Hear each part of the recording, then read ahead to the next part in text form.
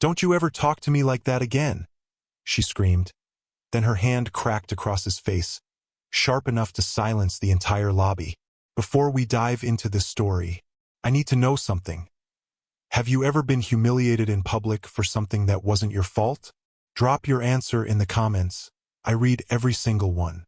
And if you've ever felt like dignity was worth fighting for, hit that subscribe button. Trust me, you'll want to hear how this ends. Now, let me take you back to where it all began. Ethan Cole woke up at 5:12 a.m., the way he always did, before the alarm, before the ache in his chest had time to stretch. The apartment was quiet except for the hum of the refrigerator and the faint wheeze of the old air conditioner fighting a losing battle against August heat. He lay still for a moment, staring at the ceiling fan as it rotated with a soft, uneven click. One of the blades was slightly bent. He'd noticed it months ago, never fixed it. From the next room came a cough. Ethan was on his feet instantly. "Maya," he whispered, already moving. She was half asleep, tangled in pink sheets, hair stuck to her forehead. He knelt beside the bed and brushed it back gently. Her skin was warm, too warm. "I'm okay," she murmured, eyes still closed. "Just thirsty." He brought her water, held the cup while she drank, counted her swallows like it mattered. When she lay back down, he tucked the blanket around her shoulders with care that bordered on reverence. "Dad's gotta go to work," he said softly. "I'll be back before dinner." She nodded, drifting off again. She trusted him. Completely. That trust was the heaviest thing he carried. By 6:30 a.m., Ethan was in his car, a dented gray sedan with over 180,000 miles, and a faint smell of spilled coffee that never quite went away. He pulled into the Starbucks drive-thru out of habit, ordered the cheapest black coffee, and waited. The radio played an old country song, something about loss, about holding on too long. He turned it down. The hotel rose ahead of him like a quiet monument. Glass, stone, polished steel. The Hawthorne Hotel. 8 floors, 120 rooms. A place designed to look expensive without being memorable. Ethan parked in the employee lot out back. No valet, no sign, just cracked pavement and faded yellow lines. Inside, the staff entrance smelled like industrial cleaner and burned toast. Someone had microwaved something too long again. He clocked in at 6:58 a.m. on the dot. "Morning, Ethan," said Luis from maintenance. "Morning," Ethan replied, already reaching for a clipboard. Housekeeping was short 2 people again. The front desk had overbooked a wedding party. A pipe on the 3rd floor had leaked overnight. Ethan handled it all without complaint. That was his reputation. Reliable, quiet, invisible. Most people thought he was middle management. Some thought he was just another supervisor trying not to rock the boat. No one asked questions. No one looked too closely. And Ethan liked it that way. Or at least he told himself he did. At 8:14 a.m., a guest complained that their room smelled like a hospital. At 8:27, another demanded a refund because the pool was too cold. At 8:39, Lydia Hart arrived.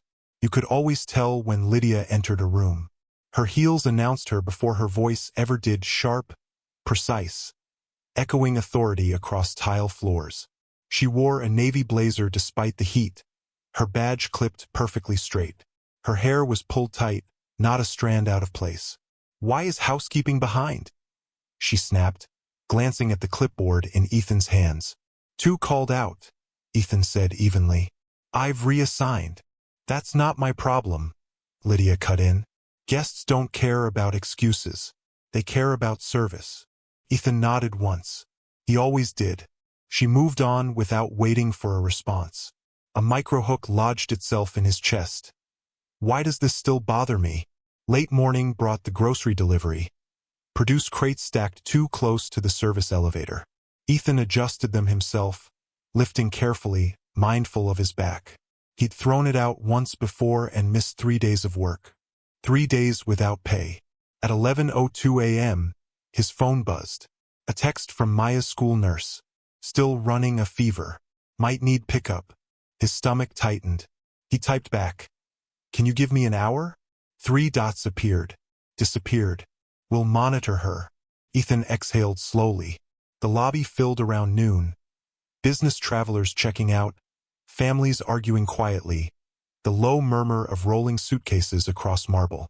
Sunlight streamed through the tall windows, illuminating dust motes in the air. That was when it happened. A guest, a man in a tailored suit, raised his voice at the front desk. Something about a billing error. Something about incompetence. Lydia swooped in instantly. "What seems to be the issue?" she asked, tone honeyed and sharp all at once. Ethan stood nearby, waiting in case he was needed. The guest gestured vaguely. "This guy, he gave me the wrong receipt." Lydia turned to Ethan, eyes narrowing. "Did you?" she asked. "I don't handle billing," Ethan replied calmly. "But I can." "You don't contradict me in front of guests," she snapped. "I'm just saying." That's when her hand moved. Fast, loud, final. The slap echoed across the lobby like a dropped plate. Everything stopped.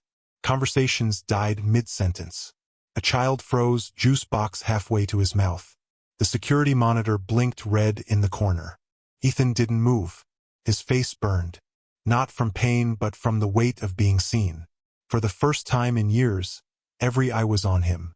And somewhere deep inside, something shifted quietly, irrevocably. He didn't raise his voice. He didn't touch his face. He didn't say a word. He simply looked at Lydia. And in that silence, 3 questions hung in the air. Unanswered, unsettling, impossible to ignore. Who did she just slap? Why didn't he react? And why did he look calm? Their collision had already happened. They just didn't know it yet. The sound of the slap didn't fade right away. It lingered, not in the air but in people. You could see it in the way the front desk agent stopped typing, in how a couple by the elevators pretended to look at their phones but didn't move, in the way the guest who'd been yelling suddenly shifted his weight, unsure if he'd crossed a line he couldn't step back from. Ethan stood exactly where he was. His jaw tightened once. That was it. Lydia's hand stayed raised for half a second longer than it should have. Her breath was sharp, chest rising under her blazer. She expected something. Anger, apology, fear. She got none of it. "Sir?" the guest said awkwardly. "I just wanted." "I've got it," Lydia snapped, still staring at Ethan. "Go enjoy your stay." The man nodded quickly and backed away, disappearing toward the lounge. The lobby didn't return to normal. It never really does after something like that. People remember moments when power shows its teeth. Lydia leaned closer to Ethan, lowering her voice. "If you have a problem with how I run my floor, you can take it up with HR. But you don't embarrass me in public. Do you understand?" Ethan looked at her. Up close, he noticed small details he'd never paid attention to before. A faint tremor in her fingers. The smell of strong perfume trying to mask sweat. The tightness around her eyes. Not anger, but fear of losing control. "Yes," he said simply. That seemed to satisfy her. She turned on her heel and walked away, heels clicking like a countdown. One of the front desk agents, a young woman named Rachel, stared at Ethan with wide eyes. "Are you okay?" He nodded. "I'm fine." It wasn't a lie. Not exactly. But it wasn't the whole truth either. 9 minutes. That's how long it took. Ethan walked calmly toward the service elevator. Inside, the metal walls reflected his face back at him. Red mark. Clear as day. He pressed his lips together and let the elevator carry him up. 3rd floor. 4th. 5th. Each ding felt louder than the last. He stepped out onto the executive level. The hallway was quieter here. Thicker carpet. Softer lights. Framed photos of the hotel's history lining the walls. Groundbreaking ceremonies. Ribbon cuttings. Smiling executives shaking hands. Ethan stopped in front of one photo. A younger version of himself stood at the edge of the frame, barely noticeable. His wife beside him, laughing, unaware of how little time they had left. He didn't touch the photo. He kept walking. The executive office door was unlocked. It always was. Ethan stepped inside and closed it behind him. The room smelled like old books and lemon cleaner. Floor-to-ceiling windows overlooked the city. Traffic moved below like veins carrying people to places they thought mattered. He sat down at the desk, pulled out his phone, opened the group message labeled Leadership Team. No subject line, no build-up, just one message. Conference room. Now, one by one, red receipts appeared. Downstairs, Lydia was already retelling the story. Completely insubordinate, she said to another manager near the break room. I had to put him in his place. The manager laughed nervously. Yeah, you can't let staff think they can talk back. Lydia smiled. That familiar smile. The one that meant she'd won. Her phone buzzed. Conference room. Now, she frowned. Did you send this? She asked. The other manager shook his head. Lydia scoffed. Probably HR. Someone complained. She straightened her blazer and headed upstairs, confident as ever. The conference room filled quickly. Department heads, supervisors, HR, security. Confusion buzzed through the air. Ethan stood at the front of the room. Not behind the table. In front of it. Calm. Still. He waited until everyone was seated, including Lydia. She crossed her arms, legs crossed at the ankle. Unbothered. Ethan spoke. My name is Ethan Cole, he said. Some of you know me as operations. Some of you know me as the guy who fills in when things fall apart. A few heads nodded. I don't usually do this in person, he continued, but today deserves it. He paused. The silence stretched, and in that quiet, something important happened. People started listening. This morning, Ethan said, I was struck by a manager in front of guests and staff. Lydia scoffed. Oh, please. Ethan raised a hand. Not aggressive. Just enough. I didn't call this meeting to argue, he said. I called it to inform. He clicked the remote. The screen behind him lit up. Security footage. Clear. Undeniable. The slap. Gasps filled the room. Lydia's face drained of color. That video, Ethan said evenly, was pulled from the hotel's internal system, a system I oversee. Whispers erupted. Someone leaned forward. Oversee. Ethan met their eyes. Yes, he said. I'm the owner. The word landed heavy. Lydia stood abruptly. That's not funny. I agree, Ethan replied. It's not. He didn't raise his voice. He didn't need to. I inherited this hotel 6 years ago, he continued. I stayed out of sight on purpose. I wanted to see how people behaved when they thought no one important was watching. The room felt smaller. And what I saw today, Ethan said, wasn't a mistake. It was a pattern. He clicked again. Reports, complaints, exit interviews, names, dates, trends. This isn't about one slap, he said. It's about a culture that allowed it. Lydia's mouth opened, closed. For the first time, she had nothing to say. Ethan looked around the room. Power doesn't give anyone the right to humiliate, he said. And silence doesn't mean consent. His gaze lingered on a few faces. People who'd laughed things off. People who'd looked away. If you've ever watched something wrong happen and told yourself it wasn't your place to speak up, you know this feeling. That tightness in your chest. That wish you'd done better.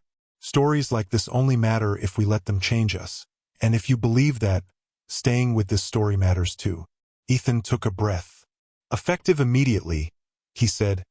Every manager involved in repeated misconduct is terminated. A collective inhale. Security stepped forward. Lydia's heels scraped against the floor as she backed away. You can't do this. I already have, Ethan said. She was escorted out. No yelling. No drama. Just consequences. The room emptied slowly. Ethan stayed behind. He sat down for the first time since the meeting began. His hands shook now. Just a little. He pulled out his phone. Another message from the school nurse. Maya's fever spiked. Please come. He stood up. Outside, the sun had shifted. Afternoon light cast long shadows across the city. As Ethan headed for the elevator, one thought echoed louder than any slap ever could. He'd protected his dignity. But had he protected his heart? And when he picked up his daughter, would she see the mark on his face? Or the change in his eyes? Because some battles end in victory. Others only open the door to harder truths. But neither of them knew. This was only the beginning. Ethan didn't go home right away. He sat in his car in the hotel parking lot.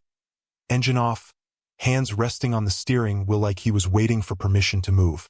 The red mark on his face had faded, but the memory of it hadn't. That kind of thing doesn't fade fast. It lingers in places you don't expect.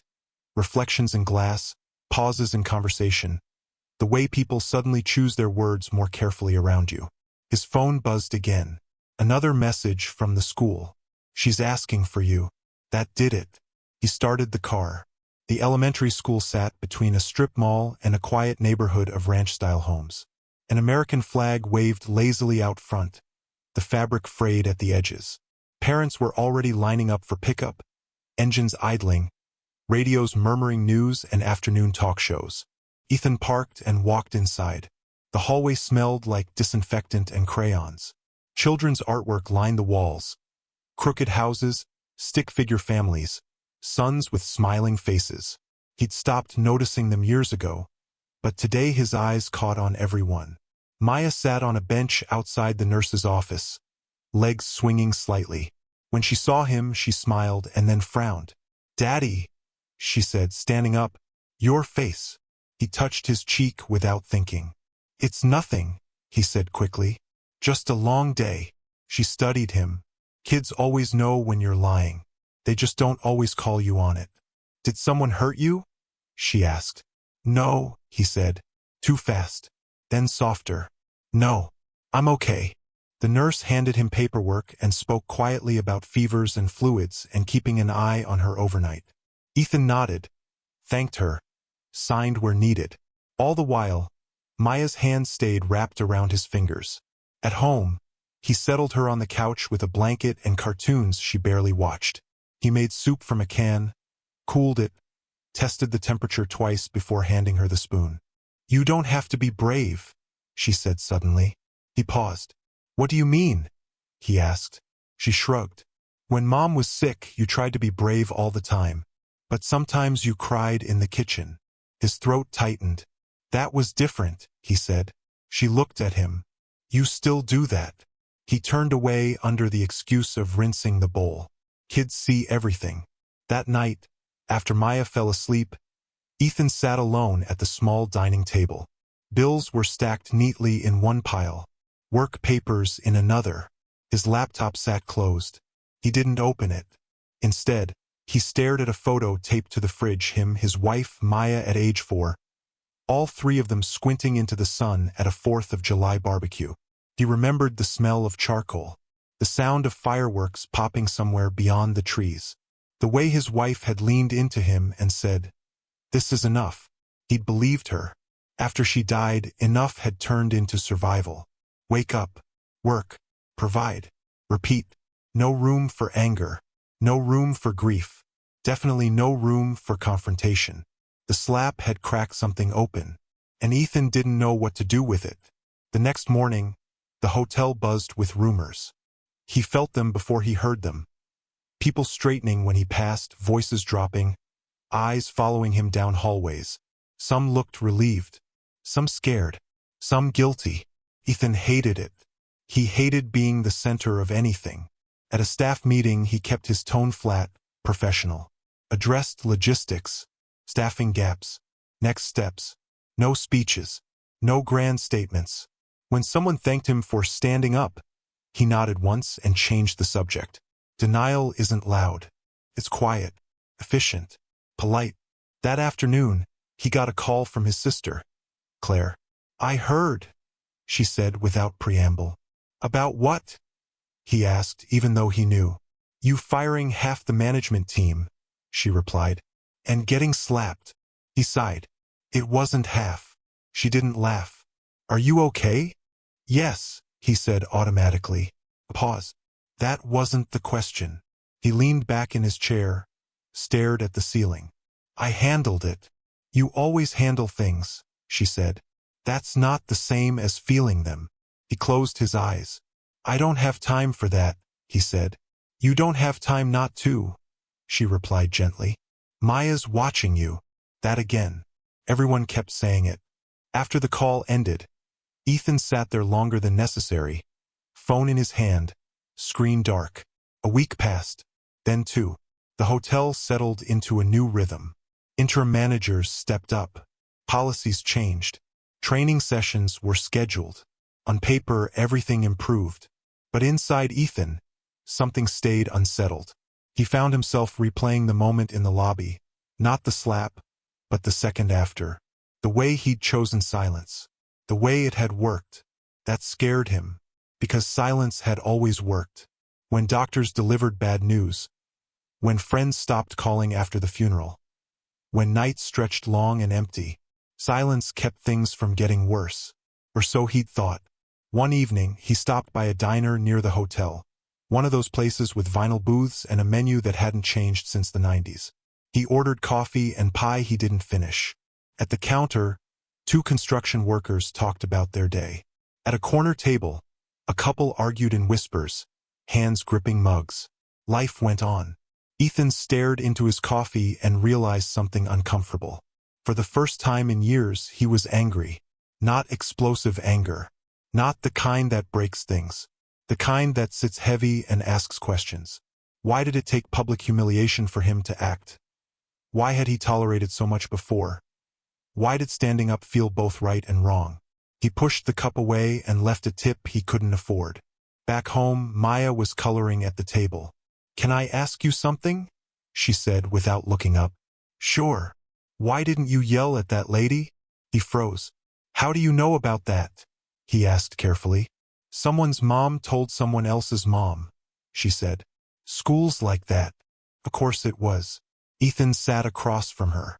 "I didn't think yelling would help." "Did it hurt?" she asked. He nodded. "Yeah." "Did you feel small?" The question landed harder than the slap ever had. "Yes," he said quietly. Maya considered this. Then she pushed her crayon aside and reached across the table, placing her hand over his. "I don't think you're small," she said. "I think you're big. Just quiet." He swallowed. Kids see everything. That night, sleep didn't come easily. Ethan lay awake, staring at the ceiling fan, listening to its uneven rhythm. His mind drifted back to moments he'd buried. Times he'd stepped back instead of forward.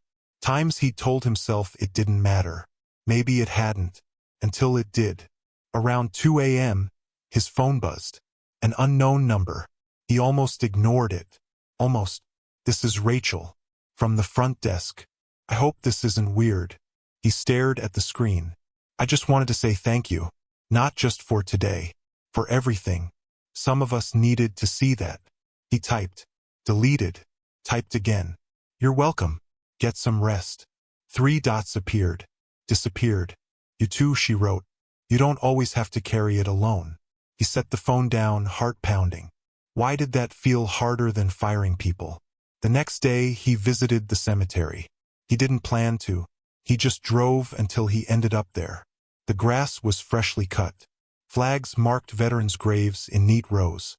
His wife's headstone sat under a maple tree, leaves just beginning to turn. He stood there, hands in his pockets. "I kept everything together," he said out loud. His voice sounded strange in the open air. "I think." The wind rustled the leaves. "I didn't fight," he continued. "I thought that made me strong." He laughed once, without humor. "Turns out I just got good at disappearing." He looked down at the stone.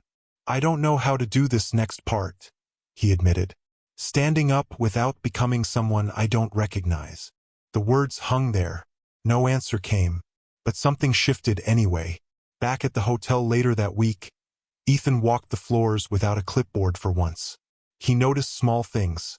A loose carpet edge, a burnt-out light, a housekeeper rubbing her wrist after lifting linens. He stopped. "Take a break," he said. She looked startled. "I'm fine." He hesitated, then said it anyway. "You don't have to be." Her eyes softened. "Thank you." As he walked on, Ethan felt it again, that quiet resistance inside him. The part that wanted to keep things contained, controlled, safe. and another part now louder than before. The part that knew silence wasn't neutral. It chose sides. That evening, as he locked up his office, Ethan caught his reflection in the glass door. The mark on his face was long gone, but something else was visible now. A crack. Not weakness. An opening. He didn't know where it would lead. He only knew this.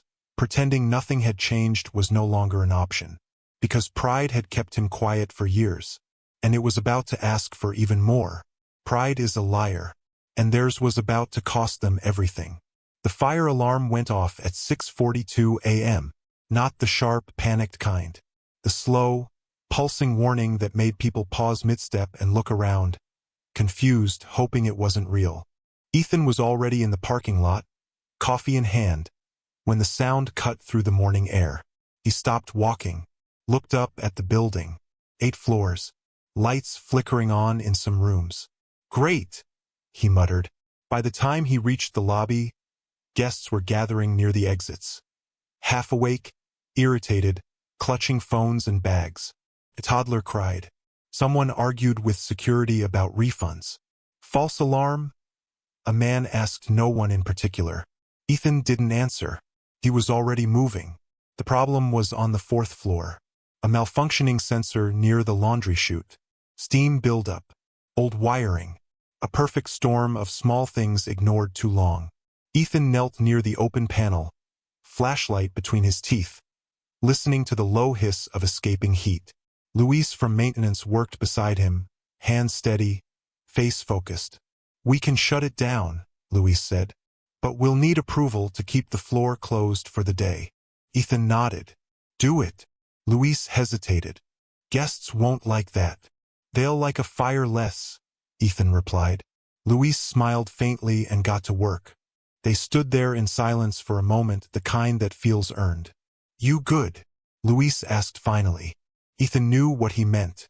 "Yes," he said, then added, "Thank you. For earlier. For everything." Luis shrugged. "You see us. That matters." Ethan swallowed.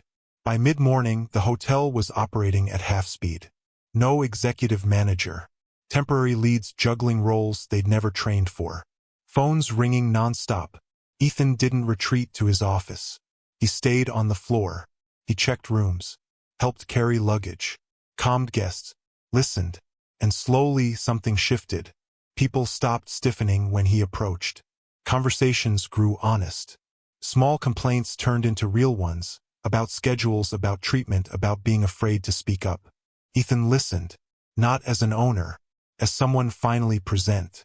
Around noon, he found himself in the break room he rarely used.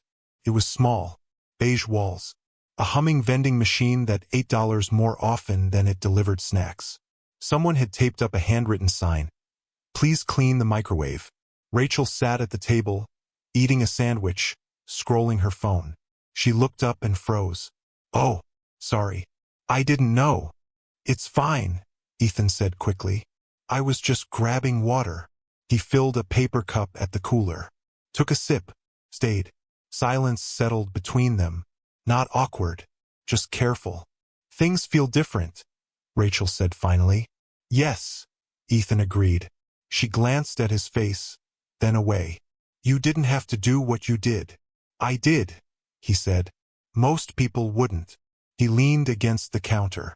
"Most people didn't know what was happening." She met his eyes. "Some of us did. We just didn't think anyone would care." That landed. Ethan nodded slowly. "I should have been here sooner." Rachel folded her sandwich wrapper. "You're here now." That afternoon, a summer storm rolled in without warning. The sky darkened. Rain slammed against the windows. Thunder rattled the glass. Power flickered, and then out. Emergency lights kicked on, bathing the hallways in red and white glow. Guests groaned. Ethan closed his eyes once. "Okay," he said, clapping his hands softly. "Everyone stay calm. Backup generator will engage." Didn't. Luis jogged over, rain dripping from his jacket. Generators flooded. Basement pump failed. "How long?" Ethan asked. "Hard to say." Ethan looked around. Dozens of guests. Limited power. no elevators, and a storm that wasn't slowing down. "All right," he said. "We do this together." For the next 2 hours, Ethan was everywhere. He carried luggage upstairs, held flashlights for guests, found blankets, gave up his jacket to an older woman shivering in the lobby. Rachel stayed close, helping however she could. At one point, they found themselves stuck on the stairwell landing between floors, waiting for a group of guests to pass, rain pounding the small window. "You don't look like someone who enjoys chaos," she said lightly. He huffed a quiet laugh. "I don't." "Then why not hide in your office?" He considered that. "Because I spent too long hiding already." She nodded, didn't push. The storm trapped them there longer than expected. Lights flickered again, stayed off. Silence filled the stairwell, broken only by rain and distant voices. Rachel leaned against the wall, exhaling. "Can I ask you something personal?" "You can ask," Ethan said. "Why didn't you tell anyone who you were?" He looked at the concrete floor. "After my wife died, I didn't want to be the guy with power. I wanted to be useful, invisible." She studied him. "Did it work?" He smiled sadly. "For a while." Later, with guests settled and the storm easing, Ethan and Rachel sat on the lobby floor near the front desk. The marble was cold through his slacks. He didn't care. Someone had found a battery-powered lantern. Its soft glow felt almost intimate. "I used to think being quiet kept me safe," Ethan said, surprising himself. "Like if I didn't make waves, nothing bad would happen." Rachel listened. "But bad things still happened," he continued. "I just wasn't looking at them." She nodded. "Silence protects the wrong people." He glanced at her. "You've thought about this." She smiled faintly. "You learn fast when you're not the one with choices." They sat with that. No rush, no need to fill the space. By evening, the power returned. Applause rippled through the lobby. Guests cheered. Relief washed over the building. Ethan stood, joints aching, heart strangely light. Rachel stood too. "Thank you," she said, "for today, for not disappearing." He hesitated. "I don't want to go back to that." She held his gaze. "Then don't." A simple sentence. A hard one. That night, after the hotel finally quieted, Ethan sat alone in his office. The city lights glowed outside the window. Cars moved. Lives continued. He thought about Maya, asleep at home, about the crack he'd seen in his reflection, about how being present felt heavier but also truer. His phone buzzed. A message from Claire. "Proud of you." He set it down. Then another. From Rachel. "You did good today. Not as a boss, as a person." Ethan stared at the screen longer than necessary, because forced proximity had done something he hadn't expected. It had made hiding impossible. And in that exposure, something dangerous was forming. Connection. He leaned back in his chair, eyes closing. He could feel it now, the fracture in his armor. And for the first time, instead of reinforcing it, he wondered what would happen if he let it show. She saw it then, the fracture in his armor, and it terrified her. "Have you ever been stuck with someone who made you feel too much? Tell me what happened." The hotel felt different after the storm. Not cleaner, not quieter, more honest. Ethan noticed it in small ways. Conversations didn't stop when he entered a room anymore. People didn't rush to look busy. Some even smiled, careful smiles, like they weren't sure yet if they were allowed to. Change always moves slower than damage. He knew that. 2 days later, Ethan got a call he hadn't expected. "Human Resources. Can you come down?" the director asked. "There's something you should hear. In person." Ethan closed his laptop and stood. As he walked the hallway, the carpet muffled his steps, but his thoughts were loud. Truth rarely arrives gently. The HR office smelled like coffee and printer ink. A box of tissues sat untouched on the table. Rachel was already there. She looked smaller somehow, shoulders tight, hands folded in her lap. Ethan stopped short. "Is everything okay?" She nodded too fast. "I think so. I just needed to say some things." The HR director excused herself, leaving the door ajar. Silence filled the room. Rachel stared at the table.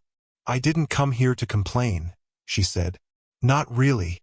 Ethan waited. "I almost quit last year," she continued. After a lot of things." His chest tightened. "Lydia wasn't the only one," she said quietly. "She just didn't hide it."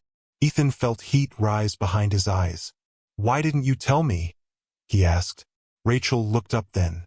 Her eyes were glassy but steady. "Because you didn't look like someone who could hear it." The words hurt because they were true. "You look tired," she added. "Like someone barely holding the line. I didn't want to be another weight." Ethan leaned back in his chair, breath shallow. "I failed you," he said. She shook her head. "You survived. There's a difference." That night, Ethan couldn't sleep. He sat on the couch, lights off, the glow of the street lamp cutting across the floor. Maya slept in her room, breathing slow and even. He thought about all the moments he'd missed. All the times people had needed him, not as an owner but as a human being, and he'd chosen distance instead. Distance felt safe, until it became lonely. He pressed his palms into his eyes. For the first time since his wife died, he let himself feel it fully. The loss, the anger, the regret, came in waves. Sharp, then dull, then sharp again. He didn't fight it. He let it sit. The next morning he called a meeting. Not management, not leadership. Everyone.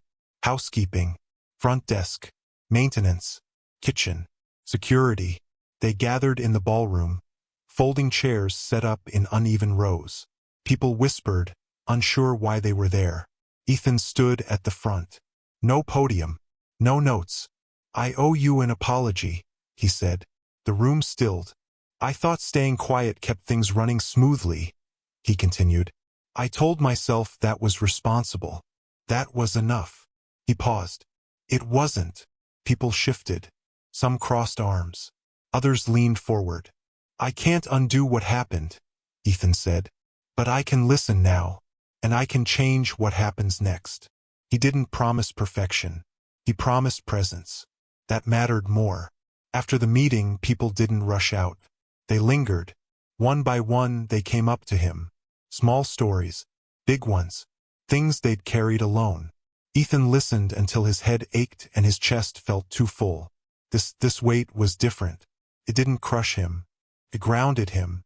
If you've ever watched someone finally take responsibility without defending themselves, you know how rare that is. It's uncomfortable. It's slow. But it matters. And staying with stories like this, really staying, means choosing to witness growth instead of scrolling past pain. Later that afternoon, Ethan found Rachel outside, sitting on the low concrete wall by the employee entrance. The sun was warm. The air smelled like cut grass and asphalt. "Hey," he said. She looked up. "Hey." He sat beside her, leaving space between them. "I meant what I said," he told her. "About listening." "I know," she replied. They sat quietly for a while, watching cars pass. "Can I tell you something?" she asked. "Yes." "I'm scared," she said simply. "Of what?" "Of hoping this sticks." He nodded. "Me too." She smiled faintly. "That makes it feel more real." That evening, Ethan picked Maya up from his sister's house. Claire hugged him longer than usual. "You look different," she said. He shrugged. "I feel different." On the drive home, Maya chattered about school, about a classmate who lost a tooth, about a science project involving baking soda and vinegar. Ethan listened. At a red light, she went quiet. "Dad." "Yes." "Are you mad at anyone?" He considered the question. "No," he said finally. "I'm just done being quiet." She nodded, satisfied. Later that night, after Maya was asleep, Ethan stood in the kitchen, staring at the sink. This was where he used to cry. He rested his hands on the counter. The memories came back, not as knives but as echoes. His wife's laughter, her impatience when he avoided hard talks, her belief that kindness needed backbone to survive. "You don't disappear," she'd told him once. "You show up." He hadn't listened then. He was listening now. The following week brought another test. A longtime guest, a donor well-connected, complained about a staff member. demanded immediate termination. In the past, Ethan might have given in, smoothed it over, chosen the path of least resistance. This time he asked questions, listened to both sides. The complaint fell apart. The guest left angry. The staff member stayed. Word spread. Not loudly, but enough. Rachel noticed the shift too. One evening, as they walked the lobby together, she said, "You know people are watching you, right?" He smiled. "I figured. Not to catch you messing up," she added. "To see if it's real." He stopped walking, turned to her. "It is," he said. She held his gaze longer than necessary. Something unspoken passed between them. Something fragile. That night, Ethan found an envelope slipped under his office door. Inside was a handwritten note. "Thank you for seeing us. I almost quit. I won't now." No name. His throat tightened. He sat down and held the paper like it might disappear. Because this was the cost of truth. You don't get to stay numb. You feel everything. The gratitude, the fear, the responsibility. As weeks passed, Ethan felt the weight of leadership in a new way. Not as control, as care. It exhausted him, and it healed him. But healing has a way of pulling buried things to the surface. One evening, alone in his office, Ethan opened a drawer he hadn't touched in years. Inside lay his wife's old notebook. He hadn't planned to read it. He just did. Halfway through, he stopped, because there, in her handwriting, were words meant for him. "If you're reading this, you're probably hiding again. Please don't. You're braver than you think." His vision blurred. He closed the notebook, held it to his chest, and for the first time he admitted the truth he'd been avoiding since the slap. Standing up for others was easier than standing up for himself. Letting people see him, really see him, was the hardest part. And it was about to cost him something he wasn't sure he was ready to lose. Because the truth has a way of finding light, even when you've buried it in the dark. Morning comes slow in this part of the country. The sun rises behind low hills and old water towers, lighting up streets that know your name before you do. The town wakes the same way it always has. Coffee pots hiss. Screen doors creak.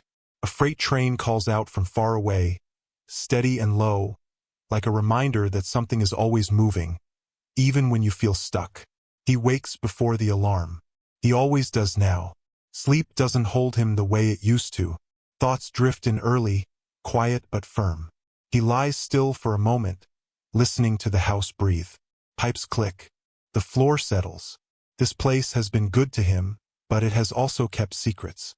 Every room holds a version of him he's trying to outgrow. He sits up and swings his feet to the floor. Cold wood. Real. Honest.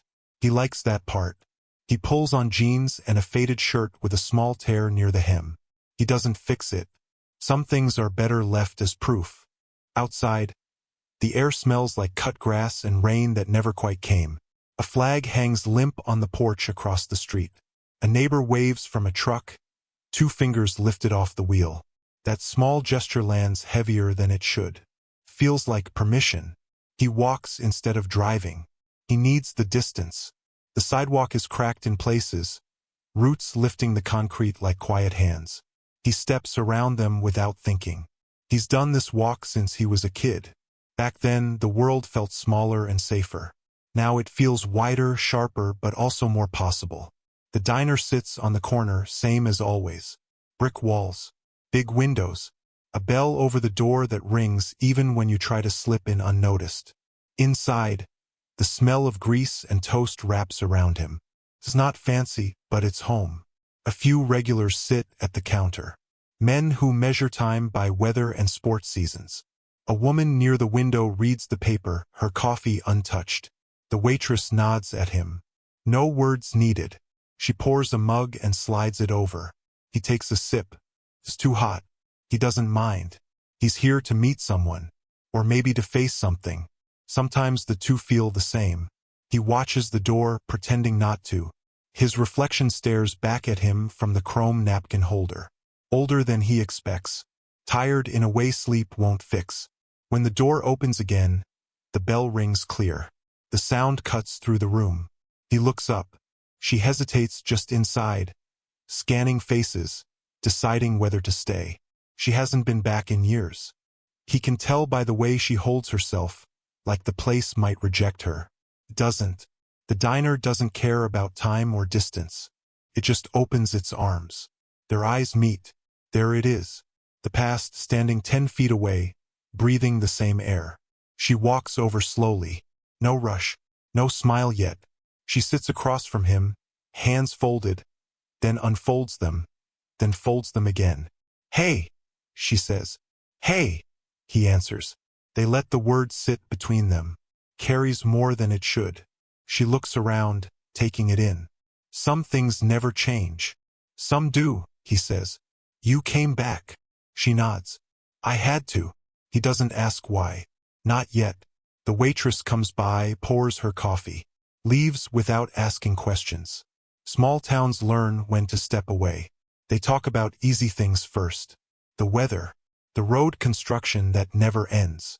Someone they both know who moved away and came back and moved away again. The words flow, careful but honest. Like walking across thin ice, testing each step. Finally, she takes a breath. "I heard about what happened." He looks down. The table has scratches shaped like maps. He traces one with his finger. News travels fast. "Not fast enough," she says. "I should have been here." He shrugs. "You had your own life." She studies him. "So did you. Or at least you were trying." That lands. He meets her eyes again. There's no judgment there. Just concern. And something else. Hope, maybe. Or fear of it. They talk about the night that changed things. Not in detail. They don't need to. The facts are known. It's the weight that matters. The way it split time into before and after. "I keep thinking," he says, voice low. "If I'd done one thing different." She stops him with a look. "You can't live there." "I already do," he says. She reaches across the table. Doesn't touch him. Just rests her hand close enough that he feels the heat. "You don't have to. Not alone." That's when it hits him. Not the pain. He knows that well. It's the idea that someone sees him, right where he is, and doesn't turn away. They leave the diner together. The sun is higher now. The town is louder. Life pushing forward, loud and stubborn. They walk down the street, past the old movie theater with the broken sign. Past the park where they used to sit on swings and talk about leaving. Funny how leaving never feels the way you think it will. They stop near the river. The water moves fast here, brown and strong, cutting its path without apology. He's always liked this spot. It reminds him that movement is possible, even when the banks feel tight. "I'm not staying long," she says. He nods. "I figured. But while I'm here," she continues, "I want to help, if you'll let me." He watches the water. "I don't know how." She smiles, small and real. "We'll figure it out. Like we used to." He laughs once, short. "We weren't very good at that." "We tried," she says. "That counts." They sit on the guardrail, legs dangling. The past sits with them, but it doesn't own the moment. He feels lighter just a bit. Enough to notice. Later, he walks her back to her car. It's parked near the edge of town, where the road stretches straight and long toward other places. Other chances. She opens the door, then pauses. "Promise me something." He waits. "Don't shut down," she says. "Not now. Not when things are starting to move." He thinks about the house, the silence, the habits he's built to keep the world out. He thinks about the diner, the river, this moment. "I'll try," he says.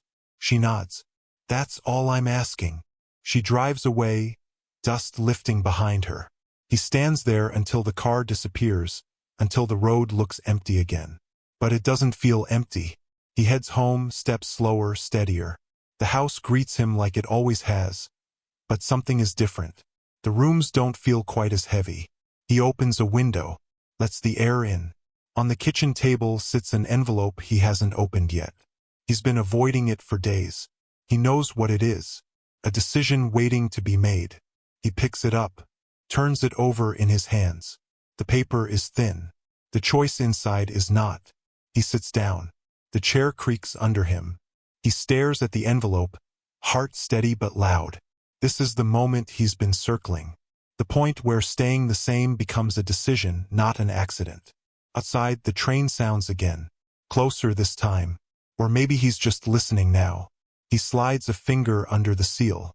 And just before he opens it, his phone buzzes on the table. A message.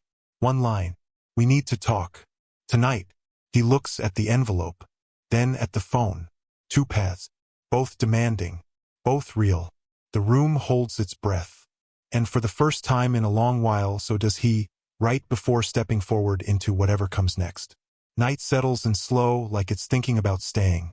Streetlights hum awake one by one, washing the town in a soft amber glow. The houses line up quietly, each holding its own version of the truth behind closed doors. This is America after dark in a small place. Not loud, not dramatic, just honest. He sits at the kitchen table longer than he should. The envelope is still unopened. The phone rests beside it, screen dark now, but the message hasn't left his mind. We need to talk. Tonight. No name. No explanation. Just a pull. He finally stands. Decision doesn't feel brave. It feels necessary. He grabs his jacket and steps outside. The air is cooler now, sharper. Somewhere a dog barks. Somewhere else a TV laughs through an open window. Life keeps happening whether you're ready or not. He drives toward the edge of town, where the old high school sits. The parking lot is mostly empty, just a few cars scattered like afterthoughts. The football field lights are off, but the goalposts still stand, pale against the sky. This place used to feel like the center of everything. Now it feels like a memory with sharp corners. He parks near the bleachers. She's already there. She leans against her car, arms crossed, eyes fixed on the field. The moment he steps out, she turns. No smile. No anger either. Just something settled and serious. You came, she says. You asked, he replies. They stand a few feet apart. The space between them feels heavier than distance should. This isn't the woman from the diner. This isn't the past walking gently back into his life. This is someone else. Someone tied to the thing he avoids thinking about too closely. You look tired, she says. So do you. She nods once, accepts it. They walk together toward the bleachers and sit on the lowest row. The metal is cold through his jeans. The field stretches out in front of them, empty and quiet. No cheers. No lines painted bright. Just grass and shadow. I didn't know how else to say it, she begins. I didn't want to do this over the phone. I'm glad you didn't, he says. She takes a breath. Things are moving faster than I expected. His jaw tightens. That's what everyone says right before something breaks. She looks at him then. Really looks. I'm trying to keep it from breaking. Silence settles again. The kind that forces honesty. They're reopening the case, she says. The words land clean and heavy. He exhales slowly. I thought that door was closed. So did I, she says. But new information came up. Someone talked. About me. About that night. She answers carefully. He looks back at the field. The grass ripples as the wind passes over it, like a wave moving without sound. I told everything I knew. I know, she says. This isn't about catching you in a lie. Then what is it about? She hesitates. Truth has layers, and sometimes people only see the top one. He rubs his hands together. The cold metal, the cool air, the weight in his chest. What do they want? They want clarity, she says. They want to understand motive, gaps, choices. He lets out a quiet laugh. Good luck with that. She doesn't smile. You're going to be asked things again. Hard things. He nods. I figured. What I need to know, she continues, is whether there's anything you didn't say before. Not because you were hiding it, but because you didn't know how to say it. He turns to her.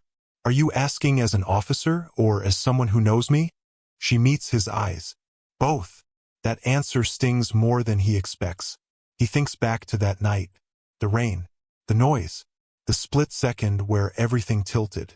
He's replayed it so many times it feels worn thin, like a tape stretched too far. There are parts, he says slowly, that don't fit into words very well. She nods. Those are usually the important ones. He swallows. I was scared. Of what? Of what would happen if I did the wrong thing, he says. And of what would happen if I did nothing. She listens without interrupting. That's always been one of her strengths. I made a choice, he continues. I thought it was the right one. I still think it was. But thinking doesn't stop consequences. No, she agrees. It never does. They sit there, letting the truth breathe. Are they going to come after me? He asks. She shakes her head. Not like that. Not unless something changes. Something always changes, he says. She gives a small, sad smile. That's why I wanted you to hear it from me first. He appreciates that more than he lets on. After a while, she stands. I should go. He stands too. Thank you for telling me. She pauses. There's one more thing. He waits. If they ask you to testify again, she says, it's going to reopen wounds for a lot of people, including you. I know. Are you ready for that?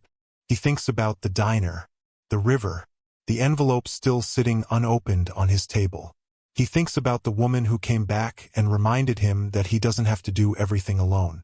I don't think anyone is ever ready, he says, but I don't want to keep running from it. She studies him for a moment, then nods.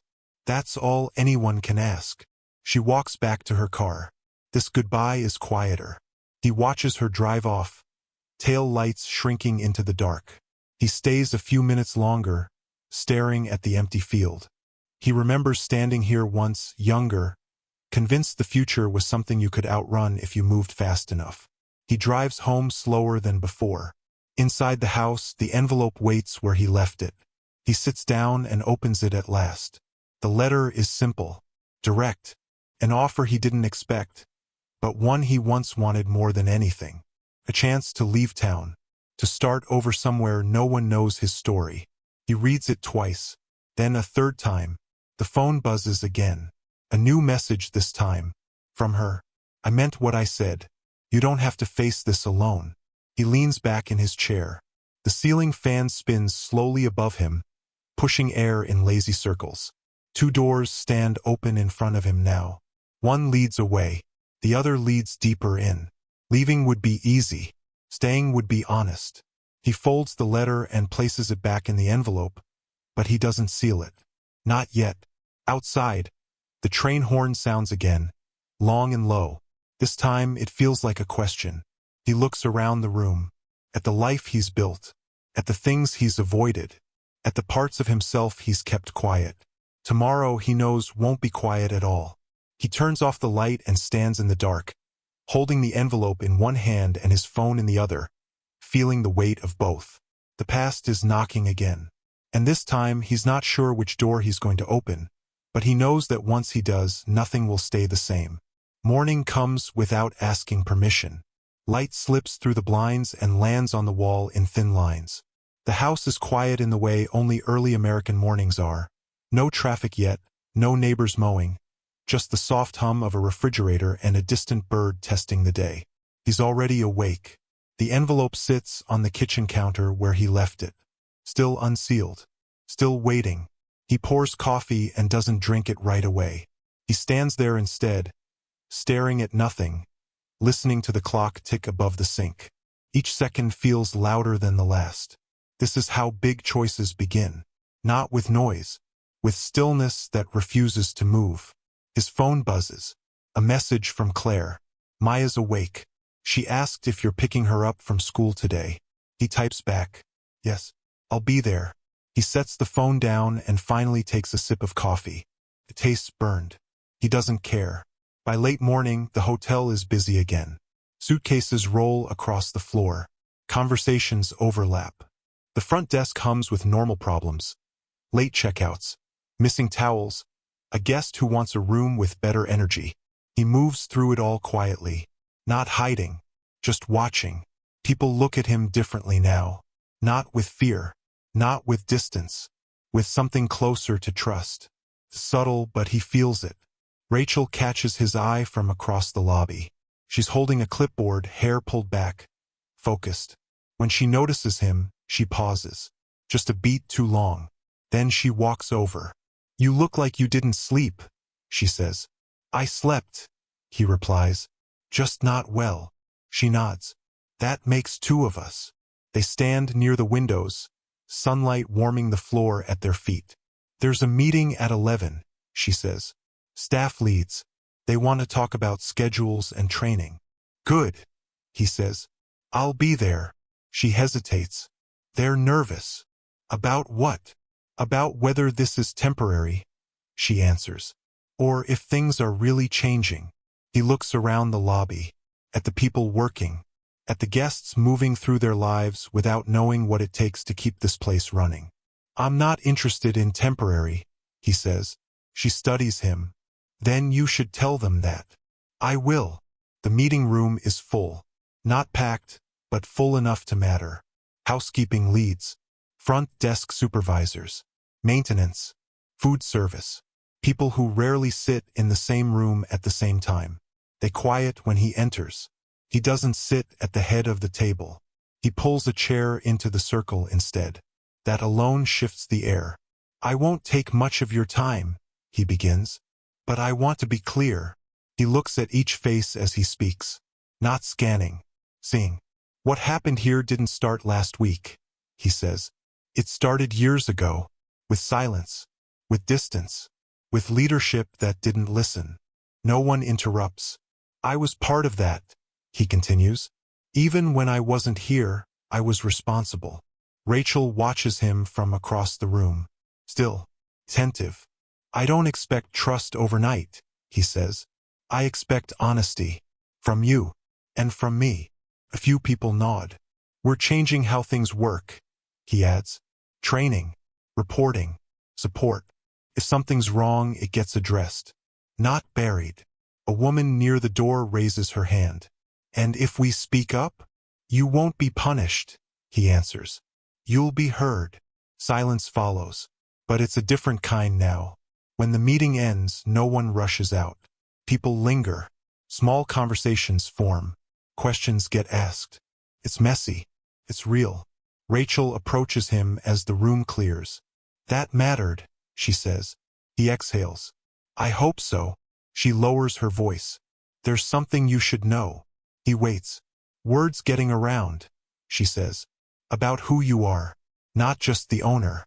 The man." He nods slowly. "I figured it would. Are you okay with that?" He thinks about the envelope, the letter, the open door. "I don't think I have a choice anymore," he says. She holds his gaze. Sometimes that's where growth lives. At noon he leaves early. Not because he wants to, because he promised. The drive to the school is short. Suburban streets. Flagpoles in front yards. A mural painted on the side of a community center that reads "Together we rise." He parks and waits. Kids spill out of the building in waves. Backpacks bouncing. Voices loud and unfiltered. Maya spots him and breaks into a run. "Dad!" she calls. He kneels just in time to catch her as she crashes into him. Her arms wrap tight around his neck. "You're early," she says. "I told you I'd be here," he replies. She pulls back and studies his face. "You look serious." He smiles. "I am serious. About picking you up." She giggles and grabs his hand. "Can we get ice cream? On a school day?" he asks. She tilts her head. "Is something wrong?" He pauses, then shakes his head. "No. Ice cream sounds perfect." They sit outside the small shop down the street. Plastic chairs. A faded umbrella. The kind of place that's been there forever and probably always will be. Maya licks her cone carefully. "Did you fire anyone today?" He blinks. "Why would you ask that?" "Kids at school talk," she says. "They say you're important now." He smiles softly. "I was always important, just not loud."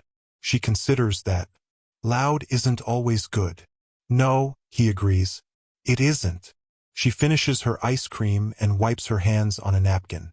"Are we okay?" The question lands harder than anything else that day. He leans closer. "Yes, we're okay." "But are you okay?" she presses. He meets her eyes. "I'm working on it." She nods, satisfied. Kids know when to stop. That evening, he stands in the doorway of his bedroom, phone in hand. He scrolls to Rachel's name, stops, scrolls back. Then he types, "Can we talk later?" The reply comes faster than he expects. Yes. One word. Enough to make his chest tighten. They meet at the Riverwalk downtown. The sun is setting, casting gold across the water. Joggers pass. Couple walks a dog. Somewhere a musician plays a guitar too softly to hear the tune. They stand side by side, looking out at the river. "I might have to testify again," he says without preamble. She nods. "I heard. I might have to bring up things I thought were buried," he adds. "I know." He turns to her. "And I might have to leave." She looks at him then, really looks. "For how long?" she asks. "I don't know," he says. "Maybe for good." The river keeps moving. "And what do you want?" she asks quietly. He swallows. "I want to stay." She closes her eyes for a moment. "Then why are you considering leaving?" "Because staying means facing everything," he answers. "The past, the truth, the people I hurt by disappearing." She opens her eyes. "And leaving? Leaving means relief," he admits. "It means not having to answer questions." She takes a step closer. Relief fades. He knows she's right. "I'm scared," he says. "So am I," she replies. They stand there, close enough to feel the warmth of each other, not close enough to touch. "Whatever you choose," she says, "don't choose it because you're afraid." He nods slowly. That night, he sits at the kitchen table again. The envelope is still there. He opens it one last time, reads the letter, the offer, the escape. Then he folds it carefully. He reaches for a pen. Outside, the train horn sounds again. Louder now, closer. He signs his name, not on the letter, on a blank sheet of paper beside it. He writes 3 words. "I will stay." He sets the pen down and exhales. "Tomorrow will be hard." Louder. "Messier." But tonight the choice is made. He turns off the light and stands in the dark, feeling the weight lift and settle at the same time. Because staying means facing what's coming. And what's coming won't be gentle. The past is done waiting. And in the morning it will finally demand answers. Thank you for watching this story to the end. If you enjoyed the story, you will surely love the next one. It's as crazier and more intriguing as you can ever imagine. So do check it out. Click on the image showing on your screen right now to watch the next one.